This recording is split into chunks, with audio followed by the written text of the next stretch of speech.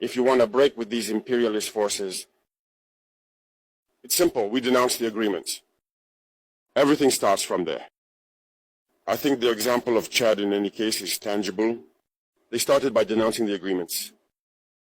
Otherwise, if we don't denounce the agreements, just saying that the bases leave, we haven't done anything. Because the problem lies in the colonial agreements, the defenses that have been signed since independence. The most dangerous is not the one you see in the bases. The most dangerous are the military advisors. Military advisors exist in all these countries. They existed in Burkina as well until the end of 2022, until we took responsibility. And who are these military advisors? They are the ones who are supposed to implement France's policy. Here, they must work to make our armies very weak so that France can always have the argument to exist here. Under their influence, they had succeeded. Our sentinels were therefore standing guard with sticks. That's what France wants from our armies. When we reach this stage, we have no choice but to want them to come and settle. But the Burkinabe army managed to get rid of the military advisors.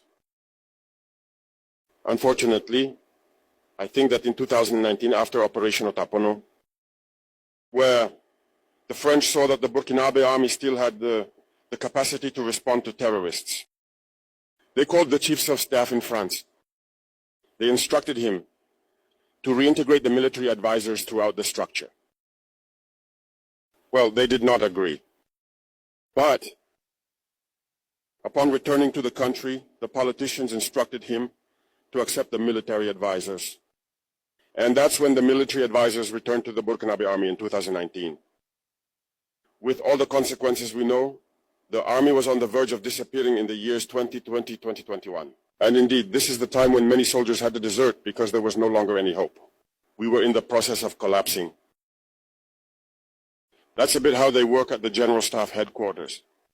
In all army headquarters, in the schools, they are the ones who are supposed to dictate the policy of our army.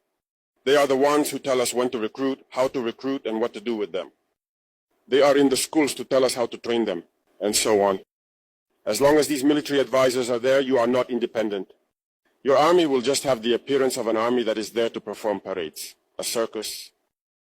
But when war comes, you will realize that a parade is one thing, but war is another thing. You have to break the agreements. It's the only way to have an independent army and build strength. But many people do not understand this, perhaps. And even with these agreements, France selects from our states officer cadets to go and train them. It's through these same agreements. But in reality, these officers who go to train, for the most part for France, they come to serve the French state in their country. They do not come to serve our countries. They train them so that they come to serve the interests of the French state. I can provide evidence of this. When we revolted, many officers in Burkina who were trained in France were immediately contacted to tell them that it was time to take action because you were trained for this, to serve France's interests. Most of these officers reported back to us. We took note and we continued to monitor. When an officer trained in France returns to his country and unfortunately dies, either by accident or on the battlefield.